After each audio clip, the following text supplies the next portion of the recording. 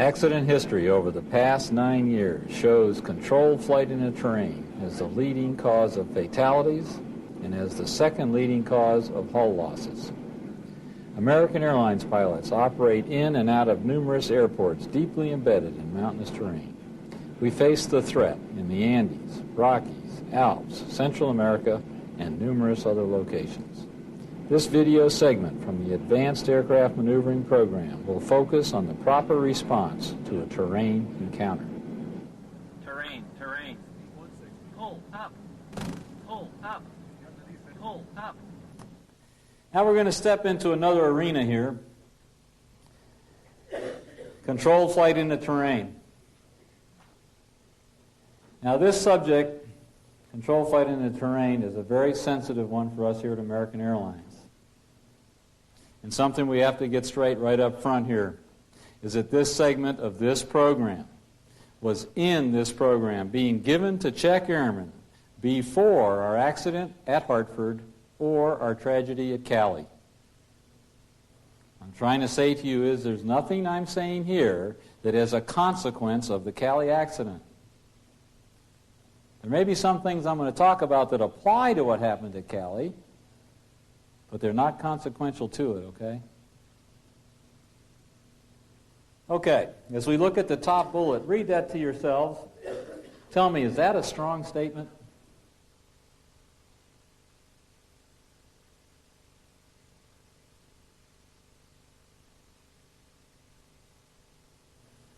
That's pretty strong, isn't it? You see, as you study this issue, as I've pointed out, if you look at over the last 6 years or 7 years now, what you see is that the leading cause of hull loss is loss of control, followed closely by controlled flight in the terrain. If you expand the window back 9 years, then CFIT ekes into the lead, followed closely by loss of control as the leading cause of hull loss. And then you go to bullet number 2.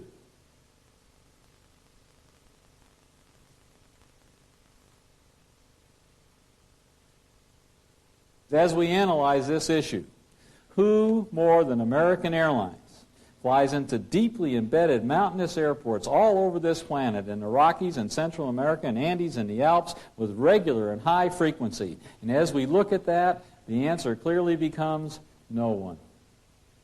Lufthansa and BA go into a couple airports like Kathmandu that we don't go into yet. But no one goes into deeply embedded airports with a frequency that we do day in and day out. We got the threat. Then you come to this bullet, situation awareness. Now, I know that every pilot in this room clearly understands that our job is to maintain our SA all the time, isn't it? That's our job. We have to maintain our situation awareness when we're taxiing. We get paid for that.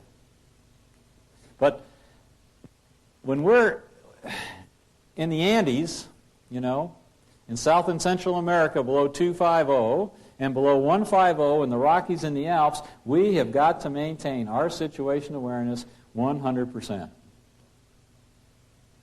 Another way of saying that is if we're flying our airplanes below the level of the surrounding rocks and we cannot see out the front window, then we have got to know precisely where we are at every instant. There are no options. None.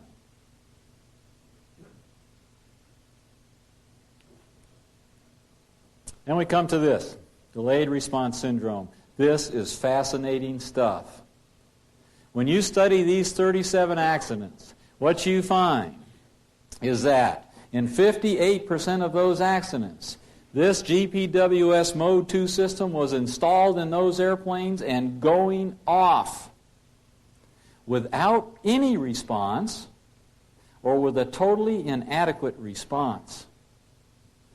And you say, I did. I said, how can that possibly happen? How can someone ignore that? So I read the transcripts of the CVRs. When you read the transcripts of the CVRs, you clearly get it. See, when that thing goes off and says terrain, pull up to you, What's it really saying to you? What's it really saying? Yes, exactly. You don't know where you are. And that's exactly what happens in those cockpits, is the where are we stuff starts up. What you hear in there is, what VOR did you tune in? Did you identify that VOR? What DME were we supposed to turn left at, 16 or 24? What's the active waypoint now? All that where are we stuff is going on in the cockpit. My message to you, guys and gals, is if that thing goes off and you cannot see out the front window, you have got to revert immediately and aggressively without even the slightest delay into the vertical right now. The reason is when you study these things, if we make this a mountainside and we make this the airplane approaching the mountainside, as you know, GPWS Mode 2s that we have in our airplanes today trigger on geometry. Slope angle versus approach angle. Based on that geometry, they will trigger. And when they trigger, they leave you precious little room to escape. And when you further study this, you find out that the most significant performance factor of all is the seconds of delay. Every second that you delay in your response will dramatically affect the altitude that is achievable at any given distance downrange. Dramatically. You cannot delay. Not even for 1 second.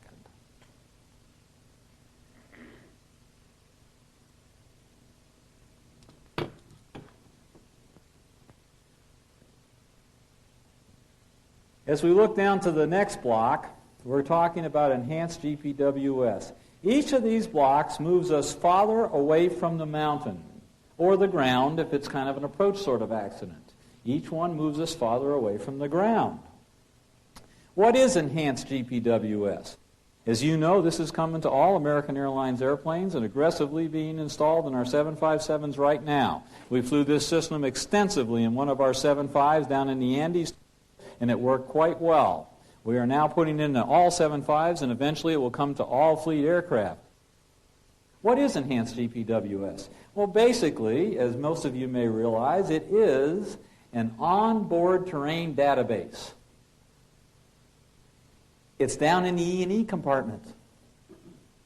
It's being tracked by your ring laser gyro platform, or if you have GPS, by GPS. Understand that that system is totally virtual. There's nothing real about it. It's virtual. It's all on board. But it does some wonderful things for you, i.e., it'll show you some terrain awareness through graphics. And most importantly, it will double your warning time on terrain. But because it is virtual, and it's possible also that it might slip with your platform, the company has decided to leave our GPWS Mode 2 systems in the airplanes. They're in there, the MEL required. They will be maintained. We're going to layer the enhanced GPWS system on top of those to give you 2 layers of protection, double protection. But my message to you remains the same. If you cannot see out the front window, and that thing goes off and says, terrain, terrain, pull up, you must react immediately and aggressively without even the slightest delay into the vertical. First, because it's the right thing to do. And second, because you can't tell the difference. Both systems say the same thing. They use the same air ink bus. They say, terrain, terrain, pull up. You don't know for sure which one's going off. Get out of there. The best part of the enhanced GPWS is that it literally doubles the warning time on this thing. Everything working right, if this GPWS here would have triggered in 9 seconds, this one here will trigger the alert mode 18 seconds from contact. That's good stuff. Now let's back even further away from the mountainside or the ground on a final approach kind of accident, back to this one. Loss of situation awareness. Because you see, as you study these 37 accidents, what you find out tragically is that in 64% of these accidents, one or the other crew member, or both, has realized that they have lost their situation awareness. But they don't react. What I'm suggesting to you here is that you do not have to wait for this thing to say, terrain, terrain, pull up. If you're flying below the level of the surrounding rocks, and you cannot see out the front window, and that stuff starts in your cockpit, and you know how that stuff starts, you know. Where are we? Are we supposed to be over? What's the active waypoint now? We should be going bang, boom, bomb. You should be going to the vertical and getting out of there right now. You don't have to wait for that thing to say, terrain, terrain, pull up. But you know what? That's very hard to do. Very hard. Because pilots, it's our nature. In fact, we were hired for this attribute.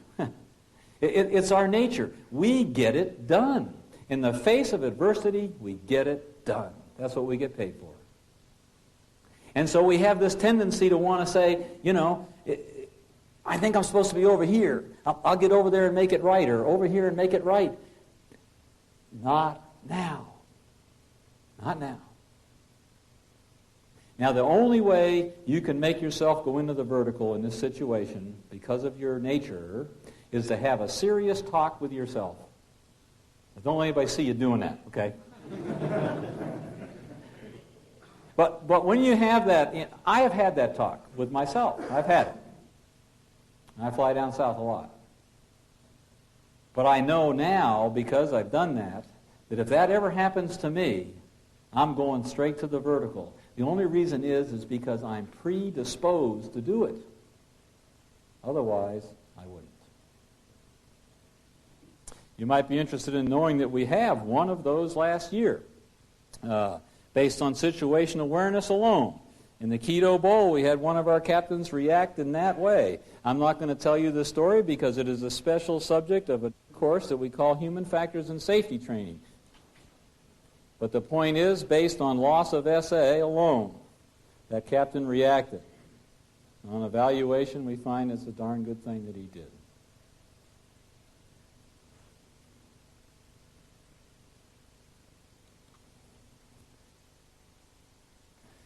This is coming to your manuals, and I know how you all love to see these memory items coming back. But you know, as you look at these in the way that you read it and it's printed out there for you, and it's printed out in a generic way that works for all airplanes. And honestly, again, as I stand with my back to that, I cannot recite it. I can't. But I know what it says to do, and I think it's really important to remember what we do. I find it easier to remember what we do, and certainly much more practical to apply. What does that thing say to do? Well, it says when we get a terrain pull-up warning, the pilot flying will take the throttles and physically advance them fully and disconnect them. Boy, is there a lot of reasons they'll retard on this maneuver if you don't turn them off. So up and off. And once again, anytime you do that with your hand, you want to always be sure the speed brakes are stowed. With the other hand, we disconnect the autopilot and we pitch to 20. 20 degrees deck angle. Sounds a lot like something we did earlier, doesn't it? Except for the 20 degrees part. That's really the only change. That becomes our starting point for this event. Now, as it says on the slide, if you can't see out the front window, then you're going to pull wings level. The reason you do that is because you want to keep your lift vector straight up. That will get you the most altitude and the shortest distance.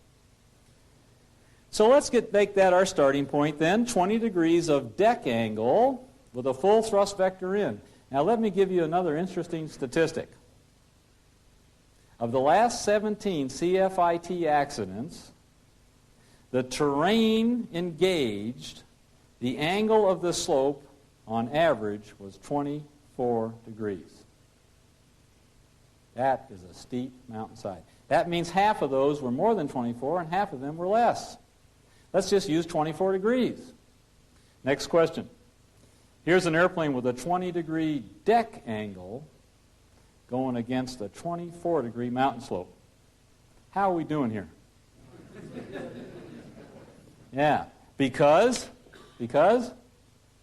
right? I'd say the angle of attack on average here is probably about 10 degrees in this kind of a maneuver. Easily 10-degree angle of attack. So if you've got a 20-degree deck angle and a 10-degree angle of attack, what's your flight path angle? Right, 10 degrees. How's 10 doing against 24? Yeah, not so good. Next question. How would you know if you can't see out the window it's not doing so good?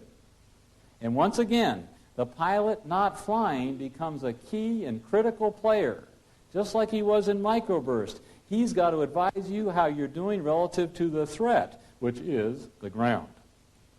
So, if the pilot not flying is singing a tune that goes something like this, 900, 800, 700, 600, 500, you better either put your wheels down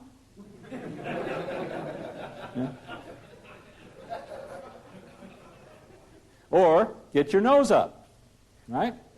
I think get the nose up is what we're looking for here, right?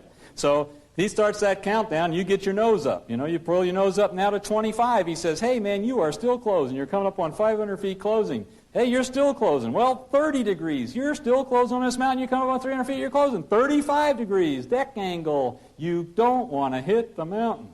Rule 1, don't hit the ground. Think about it, guys and gals. Think about it. Against the average mountainside that's been engaged on the last 17 CFIT accidents, it will take a minimum of a 35-degree deck angle to match flight path to slope angle. This is not a wimp maneuver. You have got to get serious, and you've got to get serious in a hurry. Okay? So we've made the corner and we've matched the slope, and now we look like this. Now I think everyone in the room realizes this particular scenario cannot continue indefinitely. We now have an energy maneuverability problem, don't we? How much energy do we have? How high can we go with it? So as we climb this mountain, our energy's bleeding, isn't it?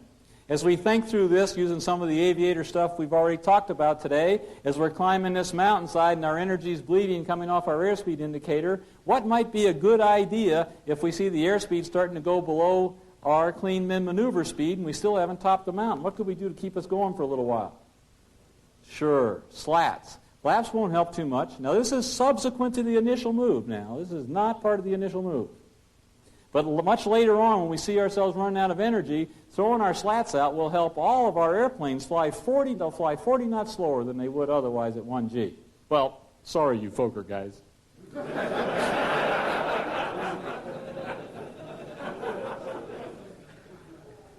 Okay, as we go up the hillside, we're bleeding energy. As we're bleeding energy, how would we know that we have peaked the mountain? How would we know we've peaked the ridge? Sure, the radio altimeter would shoot out, and the pilot not flying with some excitement, I imagine, will announce that that puppy just shot out. Well, now you see that the thing shot out, you've cleared the top, you're over the top, but look at you. You're out of energy, and you look like this. So now it's time for one of those nose-high, unusual attitude recoveries, huh? So we go through that process, and we get the airplane recovered and back into a normal flying condition, and then what?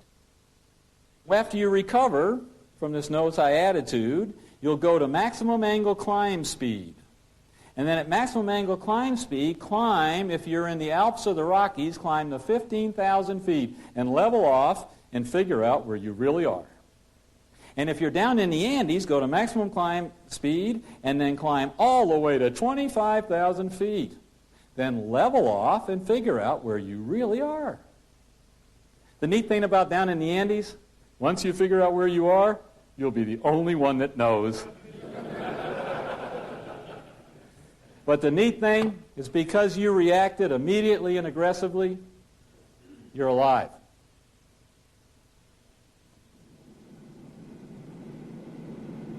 Another threat we face when operating in mountainous regions is the air mass effect known as mountain wave. Mountain wave effects are often responsible for unanticipated clear air turbulence encounters. Understanding the dynamics of a mountain wave will be helpful in anticipating turbulence at cruise flight levels. More importantly, however, this knowledge will help you avoid downdrafts or severe turbulence at lower altitudes while flying in a mountainous environment. Okay, we're going to jump into one more subject. It's going to be a short subject, but we think it fits into this program.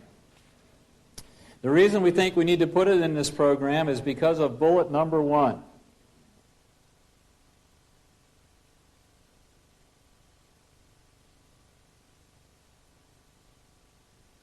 Remember our discussion this morning? I mean, who more than us? Who more than American Airlines flies into deeply embedded mountainous airports all over this planet with regular and high frequency? And the answer is no one. We have the threat. And then bullet number 2, every pilot in this room clearly knows that when it's windy in the mountains, it's bumpy. Bullet 3, at lower altitudes, we know we can get updrafts, downdrafts, severe turbulence, and or rotors. And then fourthly, mountain wave activities can reach altitudes well in excess of 40,000 feet, and we've always known that.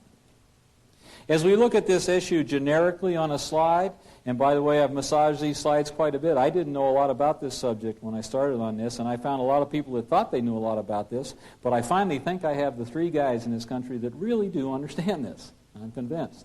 And what they say is that when the wind approaches a mountain ridge or a range of any sort within certain angular limits, you are going to have updrafts on the windward slope, downdrafts on the leeward slope, and then it will revert back into an updraft, and that pattern will be established and continue downwind. Even with no downwind terrain, it does this.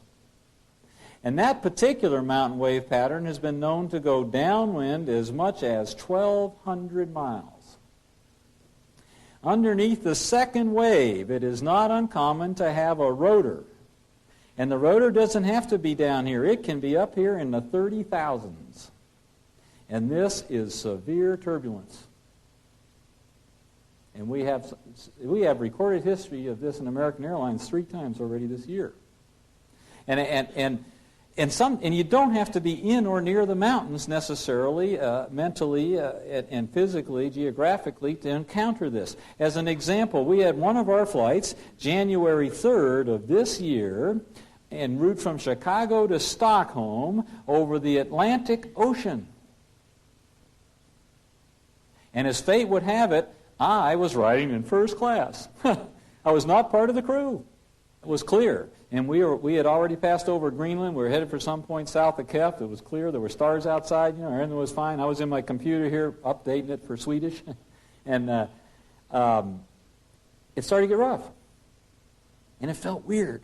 It just didn't feel like normal chop feels, It was just something funny about it, and it was kind of bothering me. And it started getting a little rougher. And the first officers correctly analyzed it the same way, that it was a little strange and it was getting worse. And so they called the flight attendant. The seatbelt sign was already on. All that. They called the flight attendants, told them to get seated and put their belts on. And the flight attendants got down and just clicked their belts when everything went down the tube. Bang, we're down. Bang, we're up, down. People are screaming. A mess for about a minute and a half. It wasn't pretty.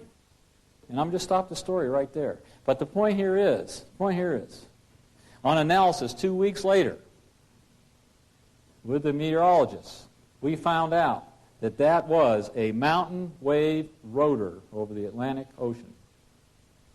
How to get there? Well, when we studied it, the winds over the top of the Greenland landmass, you know what Greenland looks like? It starts over here on the bay side, it goes up to 14,000 feet on average, and it goes back to the Atlantic Ocean. The winds over the top of the Greenland landmass that night were in excess of 120 knots. We were precisely the right distance down for that wave formation, downwind, to hit the rotor, and we did at 33,000 feet, and it beat our brains out.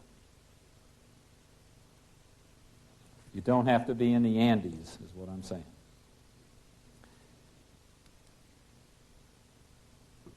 Okay, what do we learn about this stuff? Well, it says updrafts and lifts generally exist on the windward side of a mountain range. Downdrafts, turbulence, and rotors can exist on the leeward or downwind side of a mountain range. So what?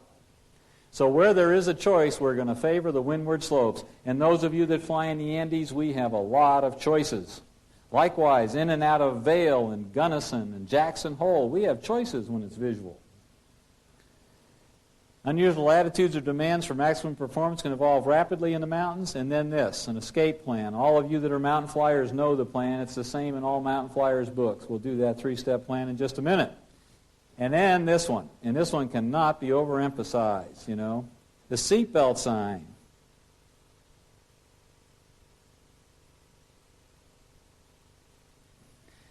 Not only the seatbelt sign, but the flight attendants too. When we're going in and out of a deeply embedded mountainous airport and it's windy, then we have to have everybody down and strapped down. Whenever we're below 250 in the Andes or below 150 in Central America and the Rockies and the Alps, our airplanes can take this stuff.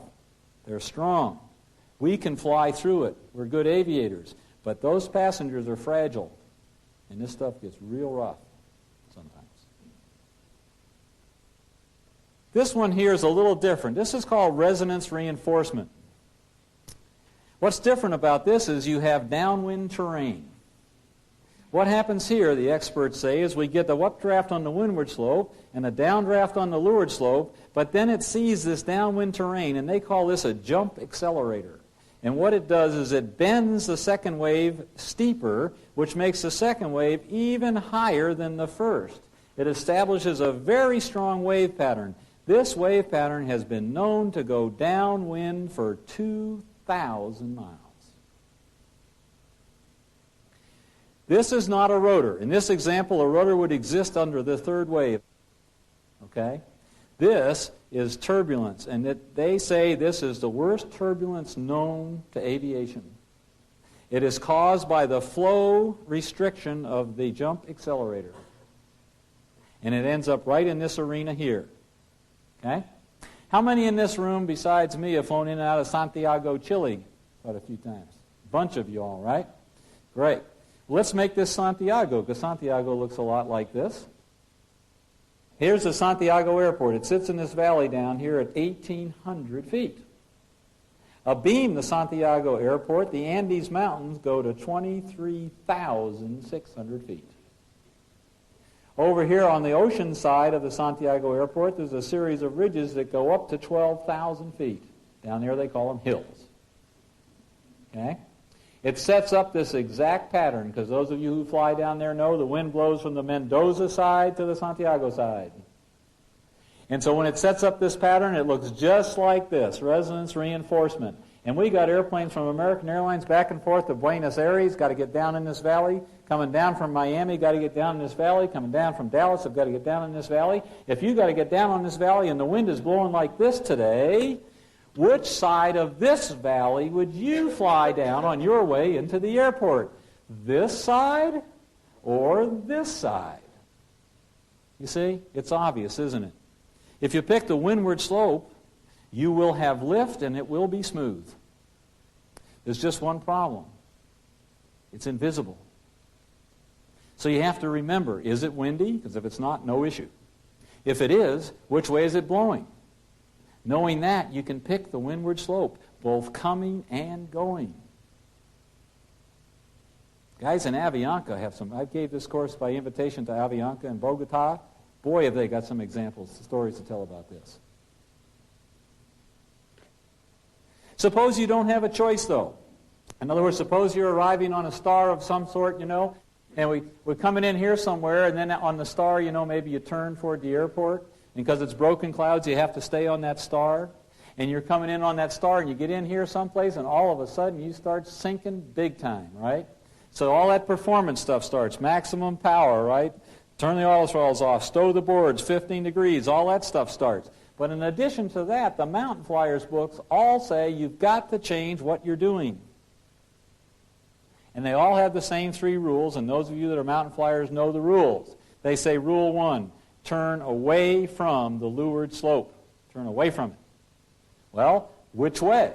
Well, Rule 2 says, if this is a valley like this and it goes up and closes in a box canyon, and it goes down that way and opens to the ocean, go that way. See? So you start to turn down valley, and this whole time you're sinking, and now you're getting your brains beat out. And then the third rule is the hardest one of all, because the third one says, if there is a windward slope, you must turn toward it. Well, it's hard to roll your lift vector off when you're sinking, but you need to roll it off, because if you'll just move over here, all of a sudden, lifties, lifties, and you're out of there.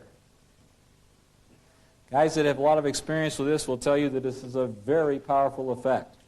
In fact, when I was doing this course here in Dallas 3.5 months ago, I had one of the pilots in the audience at this point in the program. He just stood up and started talking. So I sat down, and we had a revival meeting in here. And what he wanted to share with us is he had been flying C-141s for the Air Force Reserves, part-time, out, and he was down south out of Panama in the Andes. This was this last year. And what happened is he got caught underneath one of these coming out of an Andes airport, departing. And he got caught out of one of these puppies, and it started driving him down, down, down. And it was obvious by his dissertation that he had a near-death experience. Okay? But what he was trying to share with us was, he said, I wish someone had told me to turn toward the windward slope. Because he stayed behind the leeward slope and almost lost the fight.